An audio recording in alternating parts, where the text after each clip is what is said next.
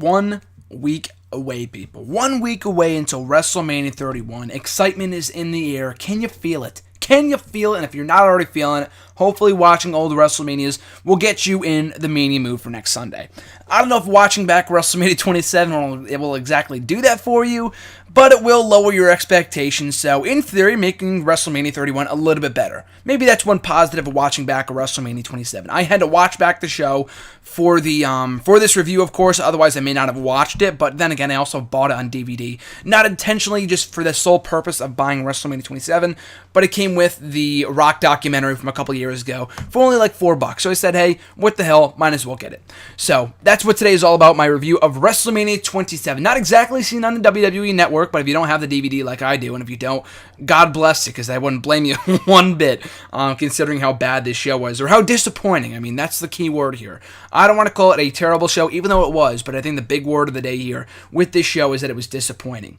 But yeah, basically, if you have been missing all my past reviews of WrestleMania here on the channel, go back and check them out. I've been doing it for the last couple of months here. Been having a lot of fun doing it, the good, the bad, and the ugly. Today is the ugly, so before we watch the good stuff, WrestleMania 28, 30, 26, 24, all the other really good WrestleManias, in my opinion, 17, they're already up here in the channel, so if you want to check out those reviews, and just keep in mind when going back and do the WrestleRant editions on my main channel, if you want to go back and watch the old ones, editions number for WrestleMania 17, 19, 20, and 21, I already reviewed last year, so they're not going to be in the last couple of weeks. You have to go back a little further to check out my reviews of those WrestleManias. But nevertheless, WrestleMania 27 here today. For this show in particular, like I've said before, WrestleMania, or the year of 2011, will remain my favorite year in wrestling. I mean, unless something else surpasses it in 2015 or next year, whatever. As of right now, when anyone ever asks me, what's your favorite year in wrestling, it's always going to be 2011. I mean, of course, the obvious answer is, well, why do you like 2011 so much if that year's WrestleMania sucked? Of course, the Summer of Punk had a lot to do with that, but I don't know. I just love the year of 2011 and all that came with it. The return of The Rock and the Summer of Punk and everything else that went down that year, Awesome Truth, Air Boom, and everything else. Just a little bit of everything throughout the year. But WrestleMania itself, though, I have to agree, was not good at all. And this show itself was my first WrestleMania watching it at a viewing party. Like I talked about my WrestleMania 26 review, I watched that show over at _John's Jargon house. You could follow him on Twitter if you like. John, he's a great dude. But yeah, we watched that show over his house that year in 2010. The following year, he was not buying WrestleMania, and he probably made the best financial decision he's ever made and not buying WrestleMania 27. He ended up using that money to buy something instead, I think. But yeah, basically instead, so I went over to a viewing party whose house I went for 27, 20, and 29 as well. So for the next 3 years, basically. And so in watching that show, we ended up getting to the show late. So I did not end up getting there until like the Cody Rhodes Rey Mysterio matchup, that is. So basically, in watching this show just recently, it was the first time maybe ever. I mean, I want to say I've watched the show in its entirety before. Technically, I have, because even though I watched from the Rhodes Mysterio match on, I have seen the Rock promo before, and I've seen the Edge Del Rio match before from Edge's DVD. So basically, technically, I have seen the show in its entirety before, just not in one sitting. That being said, though, I was always pissed. Throughout the night, I was very excited for the United States Championship matchup, and of course, that matchup was the one match to get bumped from the card, and I'll get to why that was in just a minute. I mean, of all the matches to get bumped from the card, it had to be the U.S. title match. I mean, it had all the, it had all the tools to be a great match and potentially save this WrestleMania. And one of the things I was angry about coming out of this WrestleMania was that they did not make the card. And another thing too, this matchup was not on the DVD, I don't think. Actually, let me look at it right now. I have it right in front of me. I can look on the DVD. I do not think the dark match is involved on the DVD itself, unless I don't think it is. I don't think it's. I'm looking at the DVD right now, and I mean, obviously, it's not going to be on the WWE Network, but the DVD was basically just, half the show on one disc, and then the second half of the show on the other one. I don't think the dark match is on here. What the fuck, WWE? What the fuck? But, yeah, I mean, that had all the tools in the world to be a great match. They cut it. Really unfortunate. That was one of the things that really bothered me coming out of this WrestleMania initially. I mean, even looking back on it, it's still a mistake in my opinion, which set the stage for the 28 encounter at WrestleMania 28 between Sheamus and Bryan, but still in retrospect, just don't get that whatsoever. And the fact that they gave more time to some of the other dumber matches on the show, including Michael Cole and Jerry Lawler, which I'll rant about in a few minutes, just is mind-boggling to me.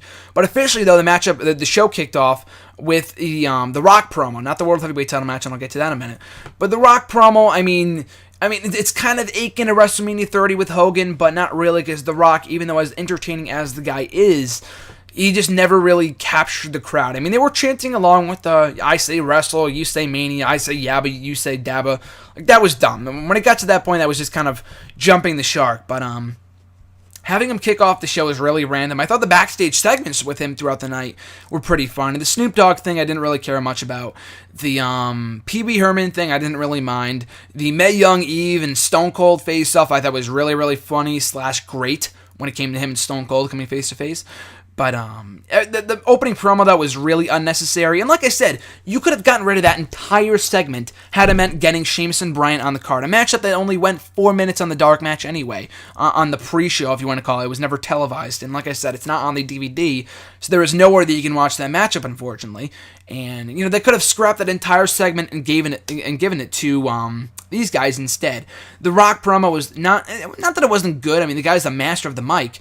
But, I mean, there was nothing about it that was really invigorating or new or, you know, earth-changing or earth-shattering, whatever. It was just one of your basic Rock promos that really served no purpose. I mean, we get that Rock's the host of WrestleMania. I understood that in the 3 or 4 backstage segments that we saw with him throughout the night. Did we really need to see him in an opening segment if it wasn't going to involve anything notable? I mean, aside from the people chanting WrestleMania and yabba dabba, like... seriously, I know we even got him in the main event as well, so I know the show is very Rock-centric for the most part, and that did not even save the show from being a train wreck. But, yeah, the promo itself was very unnecessary. I mean, it was a better way of kicking off the show than the tag team title match that only went 3 minutes the year prior. But, I mean, there was really nothing about the segment that really felt noteworthy. He really kind of just stalled. He took a drink of water and all that other stuff, and just... I don't know, the chance, and I mean, I don't know, I'm not going to say it was stupid, it just felt unnecessarily long, so if it was going to happen at all, then they just should have kind of cut it short a little bit in order to give more time to, you know, guys like Sheamus and Bryan and some of the other matches on the card, to give those guys, to give him, you know, like 15 minutes or something. And I mean, I know you're going to compare it to the match, or the segment from WrestleMania 30, but that was a completely different story, because it didn't feature just one guy. It had Hogan just gone out there and done the same thing, and he might have done it a little bit shorter, because his promos are probably, you know, Hogan's promos are not as great as The Rock's, obviously, but at least that segment from WrestleMania 30 featured the likes of Hogan and Rock and Austin. It had some historical significance. This promo did not. It really did not, you know, change anything about the show, so that kind of bothered me a little bit. Not the best way to kick off the show. And then we have Edge versus Del Rio, Alberto Del Rio, for the World Heavyweight Championship, and one of the many mistakes made on this show. The match itself was pretty good. I didn't think it was like a terrible match or anything. Just the mistake was that it kicked off the show. I mean, there weren't really many big matches on this show aside from Taker and Triple H, and then the WWE title match. And of course, we had Michael Cole and Jerry Lawler, but had you just switched those matches, Edge and Del Rio and then Cole and Lawler, I mean, it would have been a much better card. I mean, kicking off the show in the match, I mean, it was a nice way of kicking off the night, aside from the Rock promo. There's a lot of really good action. They had some good chemistry. We never got that rematch, unfortunately. I mean, I think originally it was supposed to be a ladder match at Extreme Rules, and of course we got that with Christian instead, but I don't know if Del Rio was supposed to win the belt there. And Del Rio never ended up winning the World Heavyweight Championship until like 2013, until like 2 years later.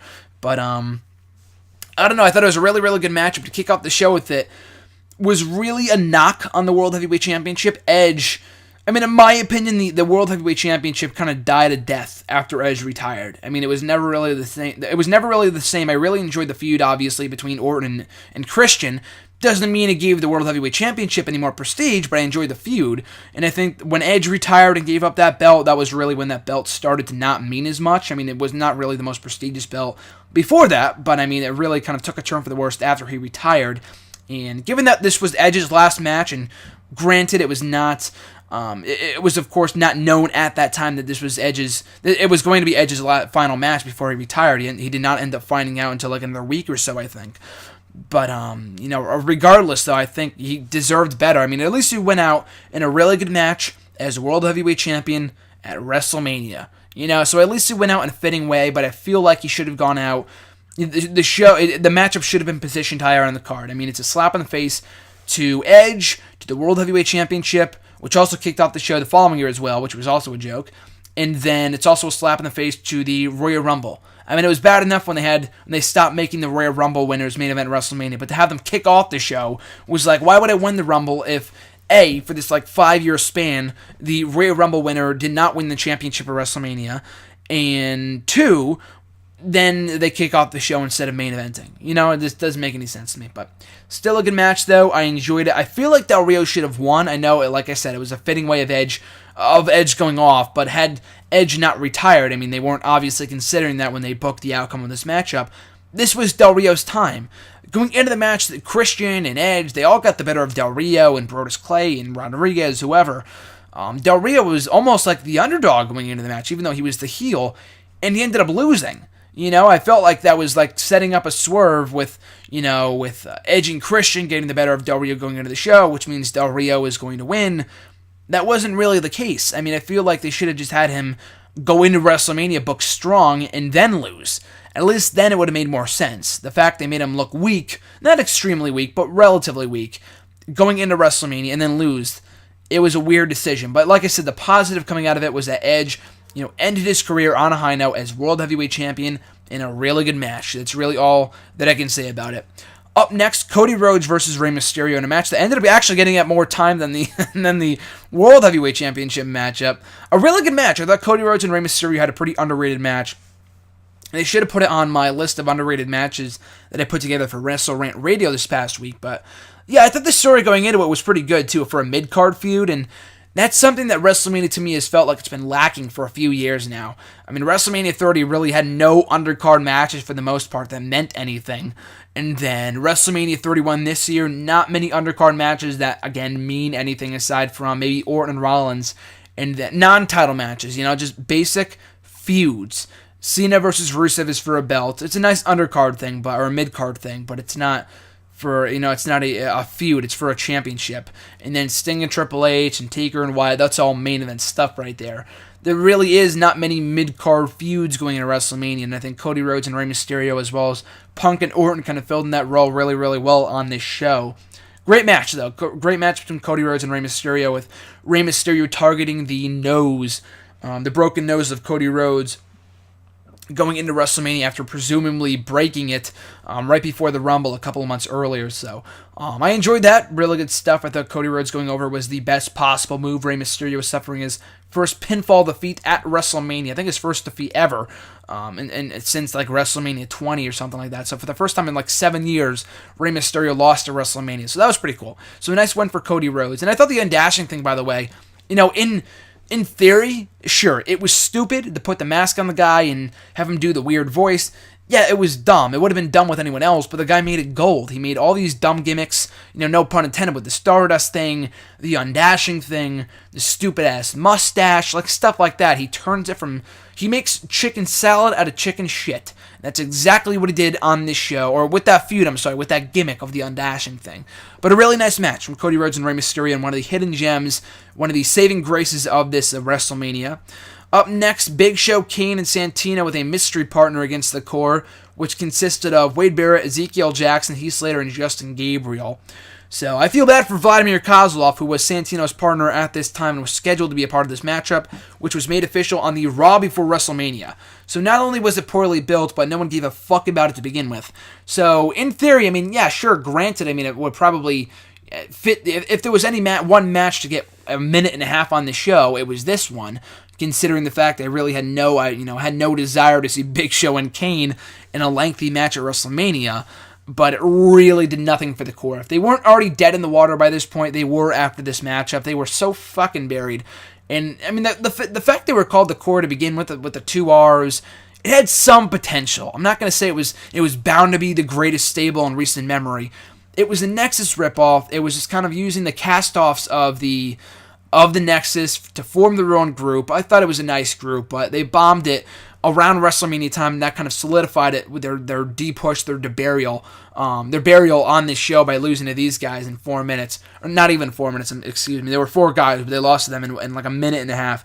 But like I said before, like what I was saying was that Kozlov and Santino were supposed to be a part of the match. Kozlov got injured at WrestleMania Access, so replacing him instead was Kofi Kingston. Personally, I was hoping it was going to be Diesel, who they had, that brief face-off between Big Show and Diesel at the Rumble when they were both walking out. I thought it was going to lead to something. It did not. We would not see Kevin Nash until like SummerSlam of that year. But still, though, I thought it was, a complete waste of time, pretty much. A complete waste of time.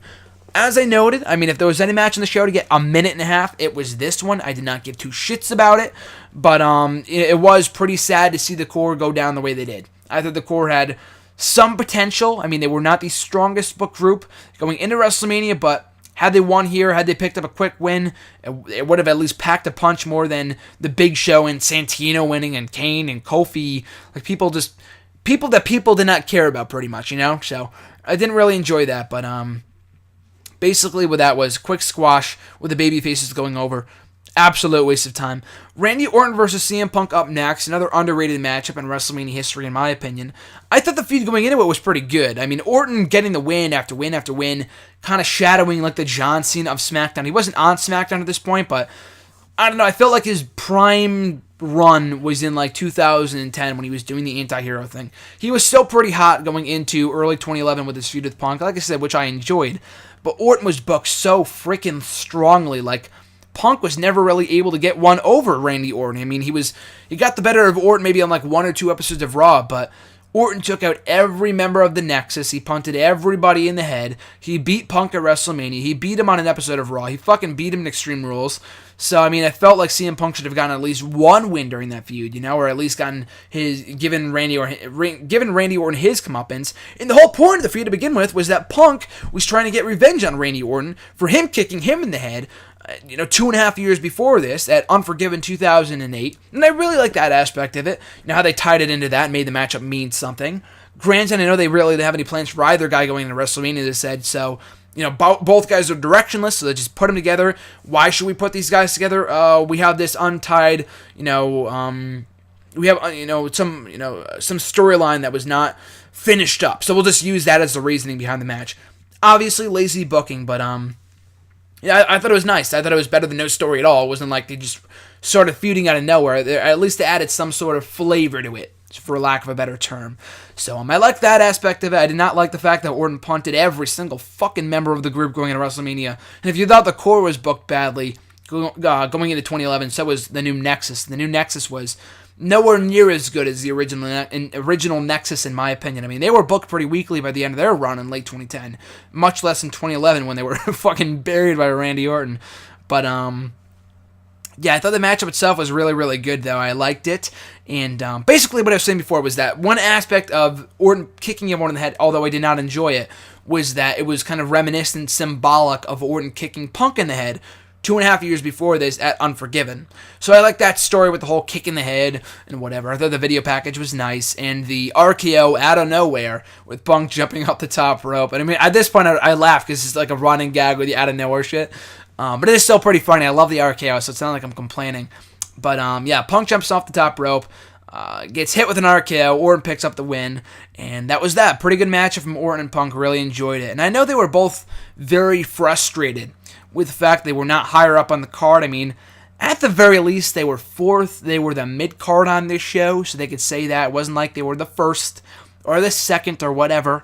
So there is that, so there is not a huge reason to complain. But I agree. After the runs that both guys had in 2010, after Punk, had that great feud with John Cena at the start of 2011, after the amazing year in 2010 that Randy Orton had, I do feel like, yeah, I understand where they're coming from. They both should have had higher places on the card on this show, so I completely agree with that. Up next, the lowest point of the evening, and no matter what you say about the main event between Cena and Miz, nothing was worse than this match between Michael Cole and Jerry Lawler. The whole premise of it was so fucking dumb.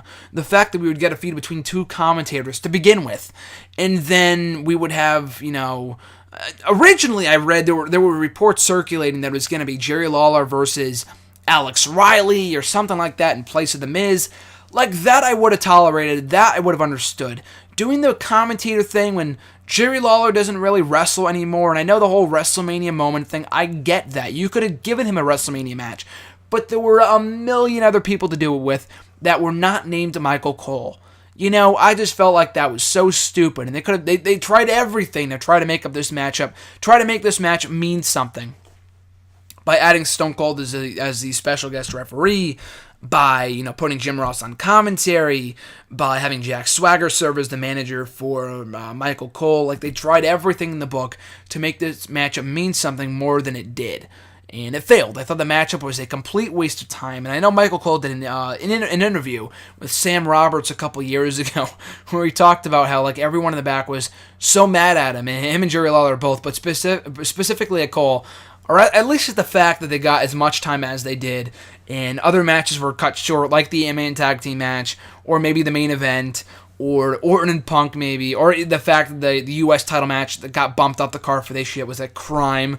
But yeah, basically, I did not really enjoy that whatsoever. So the match itself, they had the pre-match promos, they dragged out the match, they had the post-match with the stunners, which was entertaining, the saving grace of the entire segment from Stone Cold Steve Austin, but everything else, a complete waste of time. And if that wasn't bad enough, they ended up furthering the feud, they ended up continuing the feud past WrestleMania, going into Extreme Rules, and they did it again at Over the Limit, like I was just banging my brains out when I was watching, you know, this feud unfold. I was just, you know, so mad beyond belief. I mean, probably banging my brains out is not the proper term I should be using, but I was, the bottom line that I was not very satisfied, you know, for lack of a better term, to spare yourself from any explicitives right here, that I was not happy with the fact that this feud went on as long as it did. It went all the way back to when Michael Cole cost Lawler the WWE title on that episode of Raw in November. So a 6-month feud, and then the next night after they blew it off at Over the Limit, and I talked about this in my Over the Limit review, which I reviewed like randomly, I don't know why, but I reviewed it last May if you want to check it out here in the channel, cheap plug. The next night on Raw, they just made up. Michael Cole just said sorry, and then it was over. The 6-month feud made absolutely no sense. It was all deemed irrelevant. It all rendered irrelevant. And then Michael Cole didn't even turn babyface. He was not the Raw, anonymous Raw general manager. He was not, you know, he did not turn babyface on that night, although he would, coincidentally enough, when Jerry Lawler, of all people, had his heart attack. But, you know, still, I thought it was so stupid. He continued to be heel, they continued to bicker, but they pretended like the feud, you know, it's not like they took him off commentary or anything like that. He continued to stay on commentary, he continued to be a heel, and I know I'm ranting on the whole feud more so than the match, but it kind of goes back to this match because it was, you know, just so stupid. And they had Michael Cole win by having, you know, the anonymous Raw general manager switch the decision and disqualifying Lawler because the referee, Stone Cold Steve Austin, got involved. That he, you know, got involved when he shouldn't have, whatever. It was so stupid, and people chanted bullshit. They didn't chant that at the laptop or Michael Cole to give them heat. They chanted it because it was legit bullshit. It was so stupid, and it rendered this entire match, it rendered this entire feud so irrelevant. One of the worst, if not the worst feud I have ever witnessed as a wrestling fan. A complete waste of time if I've ever seen one. So, really no saving graces in this segment aside from Stone Cold Steve Austin being the special guest referee. And if that wasn't bad enough, it wasn't like this was an episode of Raw or an episode or like any other pay-per-view pretty much. This was WrestleMania, and they took time away from the other matches that needed it more, like the U.S. title match, like Rhodes and Mysterio, like Orton and Punk, like the world title match. God forbid they gave those guys 11 minutes, and this matchup got almost 15, and that was only the match itself. The whole segment got like a half an hour. Like, are you kidding me? So, I don't know. Just ridiculous shit. Just ridiculous that these guys got as much time as they did. So, complete train wreck and a complete waste of time. Up next, The Undertaker versus Triple H. Now, this is a very interesting matchup. A no disqualification matchup. The streak on the line, of course. Undertaker trying to go 19-0. So, when the matchup was happening, as I watched this matchup live, I was not I don't want to say I wasn't entertained by it, but I felt bored. Because obviously, with every streak match, we always knew who was going to win, for the most part, aside from WrestleMania 30, obviously. But, I don't know, it was not as exciting as the Michaels match. And at the time, I felt bored by it. And I always said that it was not a great match. I enjoyed their WrestleMania 28 match a lot more than I did this one. But, watching it back, it really was a great match. And I never really understood why people called it, like, the second best match of the year. I wouldn't quite put it over the Money in the Bank ladder match, between Punk and Cena at the Money in the Bank pay-per-view on July 17th, 2011, because although both matches were equally like amazing from an in-ring standpoint, the crowd on that night and the build-up was, superseded anything that Taker and Triple H had, and that wasn't their fault. The crowd on the show was not bad. I mean, they were in Atlanta. But and they came alive for this matchup, which was great for an otherwise quiet crowd for most of the night. But the build itself to this matchup was really, really weird, because I thought it was going to be about Triple H trying to avenge his friend Shawn Michaels after he lost the year before and had his career ended at the hands of the Undertaker, and that's kind of what it was about. But the two never really had a face-off. They had that one face-off in the episode of Raw on the 221 edition of Raw when they both came back, this epic encounter, and then one would cut a promo on Raw, the other would cut a promo on SmackDown, and the week after that it would be vice versa, and that was pretty much the entire build for WrestleMania for this matchup, and I didn't really like that, to be honest with you. I just felt like it just felt like an icon versus icon match, and there wasn't really much of a story behind it, whereas with Michaels looking for revenge and whatever and all this other stuff, it didn't really feel like this matchup, going into it anyway, didn't really pack a punch. I was not overly excited for the match, but watching it back, and maybe that's probably why I didn't enjoy it, because the build wasn't amazing, but the match itself, watching it back, really was great. And I completely forgot about this, but Taker kicked out of like three pedigrees and constant chair shots, constant tombstones. He kicked out of a tombstone from Triple H. So he was really made to look strong here. And that was kind of pushing the limit a little bit with everything that he kicked out of. I know the guy's supernatural and whatever, but multiple chair shots, a tombstone, and three pedigrees, like that's kind of pushing it a little bit. That's kind of overprotecting the guy. But it was a great match though. Watching it back, they told an amazing story. And it wasn't as great as Michaels, Undertaker from the year before. Obviously not. Nothing is ever going to top that. But, I feel like they did have a great match, but in a different way.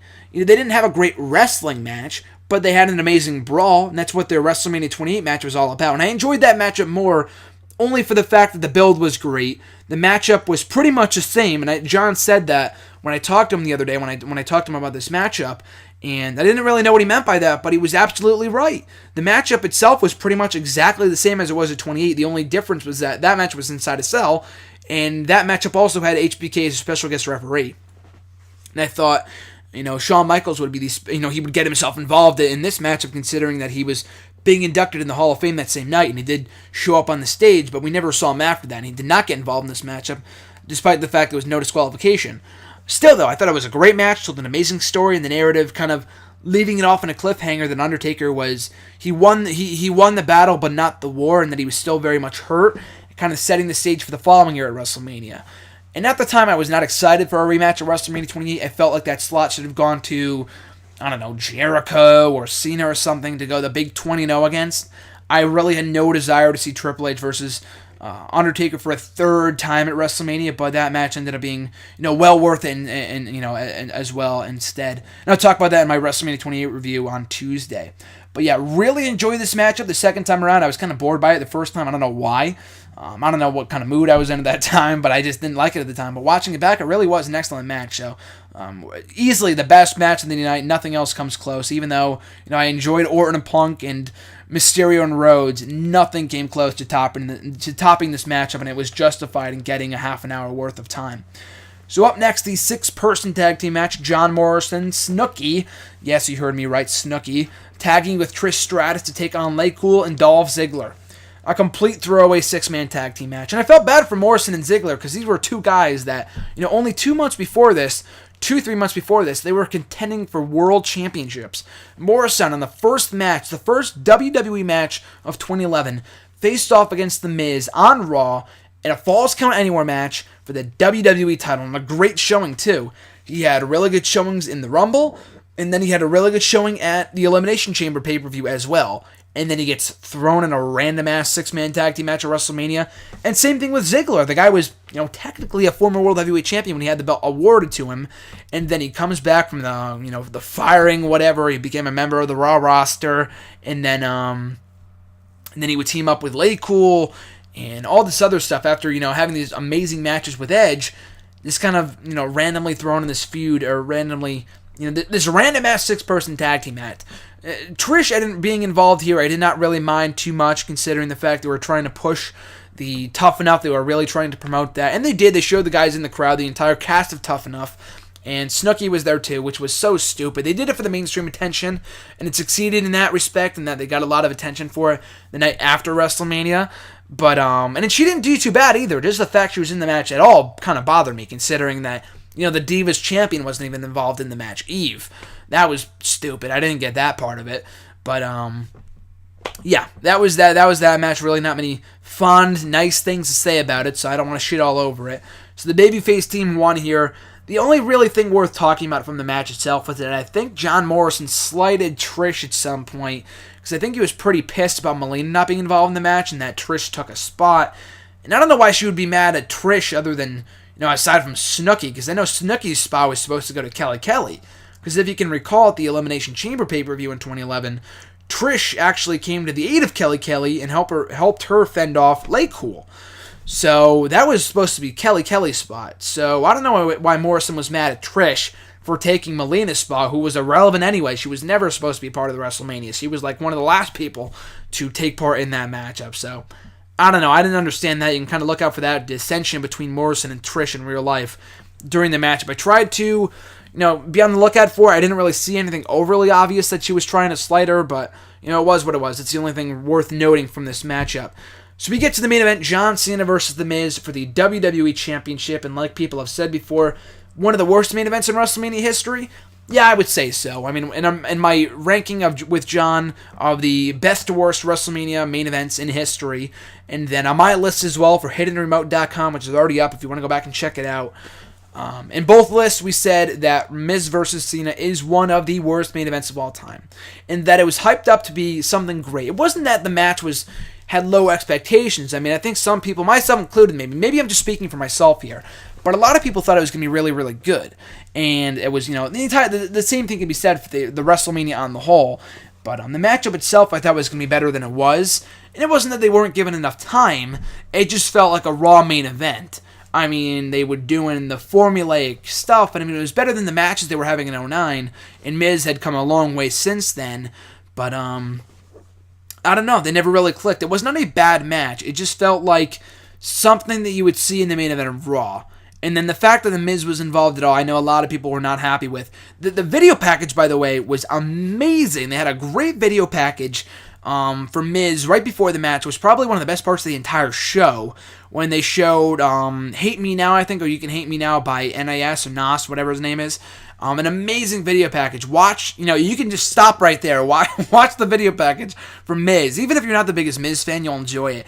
And then just stop right there. You'll never have to see another thing from this show if you only watch that part of it. I thought that was great. Really made Miz out to look like a complete star. You got the win, the huge WrestleMania main event victory, and then it went nowhere. The guy dropped the belt the following month, and really hasn't been considered a threat to the main event since, so that win really didn't do much. So that's why, in retrospect, it wasn't that the match was bad, it just felt like, all things considered, the matchup was not, it just didn't have a lasting impression. Not in a good way, anyway. The build was not really that good. Most of the build was, focused on Cena and Rock and not Cena and Miz. Miz was just kind of the third wheel afterthought there. And then the double countout thing, some people kind of liked. I didn't really care for it. At WrestleMania, seriously, you think that people are going to actually buy the double countout thing? And you knew Rock was going to get involved, and it was predictable he was going to turn on Cena. A huge moment that I enjoyed, and I loved Miz going over at the time. I'm thinking, wow, this is awesome, no pun intended, but I'm thinking, wow, this is so great, and, in retrospect, it really wasn't. Because the build wasn't great, the feud wasn't great, the match wasn't great. It was a good match, it was not a bad match, but you would think that if Miz won the main event of WrestleMania, it would have packed more of a punch in his career and had a lasting, try saying that 3 times fast, left a lasting legacy for the guy for the remainder of his run in WWE, and it did not. And him, boasting over and over that he main evented WrestleMania, that's a whole other thing. He says that all the time. That doesn't really necessarily count because it never did anything to benefit his career. He went back to being a mid-carder for the years that followed, and still to this day, as great as he is doing in this role as the Hollywood moneymaker, the movie moneymaker, whatever you want to call it, or whatever his gimmick is, as great of a job as he's doing in that role, he is not the same guy that he was back in 2011, which is for the better, because I think he's better off now than he was 4 or 5 years ago, but he's not at the same main event level is what I'm trying to say. So, the win for him did absolutely nothing. And obviously anyone with, a brain and a set of eyes would know that this only served as a placeholder for Rock and Cena the following year, which they made official the night after on Raw, which was great. I thought, unprecedented. It built up excitement. And I'll talk about that in my WrestleMania 28 review, and that kind of ended up being worth it as well. But the matchup itself, very much deserving of that place on the ranking of one of the worst main events of WrestleMania of all time. All things considered, the matchup itself, was it one of the worst matches in WrestleMania history? Absolutely not. Main events considered, consisting of what other main events there were in WrestleMania history, yes, I would absolutely say it was one of the worst of all time. From a crowd reaction standpoint, people never really got into it. They never really bought into the possibility of either guy winning down the stretch, and it just never really got going. So that was my my critique of the main event. And then Rock ended up laying out Miz afterwards, and I didn't get it at the time, but after reading, listening to Miz on interviews and reading my favorite match book and whatever, he was concussed after he got his head banged off the floor. He didn't remember anything. He had his memory wiped that entire time. So kudos to him for carrying on, continuing that terrible, terrible match. But the match was pretty much over by that point, of course. But thankfully, he did not remember one of the worst matches of his career. He forgot his WrestleMania victory, which sucks. But he ended up forgetting one of the worst matches of his career, which is good. But like I said, it was not a fond way of going off the show. The Rock closing off the show was, fine and dandy, and he was the host and all, but if they really wanted to push The Miz, they should have had the guy close the show. And like I said before, going back to what I was saying, in that if it wasn't overtly obvious while you were watching the show the first time around, you could see it here after he comes back from getting his head bounced off the ground at ringside. Miz looks dazed. He looks fucking out of it when he walks to the top rope to celebrate his title win. It looks like he has absolutely no idea where he is. And the fact that he was able to take the bump in the people's elbow is a tremendous accomplishment that he should be commended for. I thought that was great. Just great for the fact that he carried on. The match itself wasn't great. Don't get me wrong in that. So, on the whole, though, obviously, not a good WrestleMania at all. One of the worst of all time. I would say so. I don't know about worst of all time because there were a lot of bad ones in the early years. And then 14 and 15 were worse people. Trust me. I don't know if it's just because I grew up in this era or what. But 14 and 15 had very, very few redeeming qualities, as did this show. But there were a lot of good matches. More than a lot of people give them credit for. I thought Rhodes and Mysterio was good. Orton and Punk was good as well. Both matches were underrated, in my opinion. Taker and Triple H, a great match. A better match the following year, but still a great match on the show. And then the show just gets shit. And Edge and Del Rio also had a pretty good match too. The show just gets shit because Rock as host was not as great as a lot of people thought it was going to be. Miz and John Cena was a terrible match. Michael Cole and Jerry Lawler was a complete waste of time. And the 8-man tag team match was a complete waste, as was the 6-person tag team match. And Bryan versus Sheamus never ended up happening. So I could see a lot of the issues that people had with this WrestleMania. And I think moreover than anything else, why I say disappointing over terrible is because going into the show, one of the biggest flaws with this show is that they constantly were saying the most epic WrestleMania of all time. It's going to be the most epic WrestleMania of all time. It's going to be the most epic WrestleMania of all time. And it was anything but. It was epically bad, if anything else. It's going to be remembered for being epically bad. So that's on WWE. I appreciate the hype, and I was so pumped going on to the show, too, because I'm thinking, this card can be amazing, And I remember writing articles about it, and I went back and watched and read one of them today, thinking, when I wrote to my, in that article, I was like, wow, this is going to be a great WrestleMania, and it was anything but. At the time, after the show ended, I was not disappointed with the show, but in retrospect, it absolutely was one of the worst WrestleManias in recent memory, if only because it was more so disappointing than anything else. They hyped it up to be such an epic show, and it was absolutely anything but that. It would pale in comparison to WrestleMania 26, 24, and especially 28 and 30, in my humble opinion. So that's going to do it for my review of WrestleMania 27. Thank you for bearing with me through this near 40-minute review of WrestleMania 27. Of any WrestleMania to go this long, it had to be 27. I mean, sorry about that, but I mean, I just had such a fun time ranting on each of these matches. But yeah, do not go out of your way. Do not waste your time by watching the entire WrestleMania, in full. But you can watch bits and pieces. If there's one match to watch, it is Undertaker versus Triple H, but if you're going to watch a few matches, maybe watch the world title match for Edge's final WWE match ever. Watch Mysterio Rhodes, and also Orton and Punk. Also 2 very good matches. Everything else you could skip, in addition to, Taker and Triple H, and also equally awesome match. But everything else, skip. You're not wasting any time doing that. So, in the meantime and in between time, folks, thank you for listening and watching my review. Very much appreciated. I'll be back on Tuesday with my review of WrestleMania 28 and why it is, to this day, my favorite WrestleMania up to this point. You'll find all about that this upcoming Tuesday, my review of WrestleMania 28. So once again, guys, thanks for listening. You can find me on Twitter at WrestleRant, on Facebook at GrahamJesusTheMatthews. Make sure to leave a comment down below with your thoughts on WrestleMania 28, and make sure to subscribe, comment, like, and share as well. Catch you guys on Tuesday with my review of WrestleMania 28.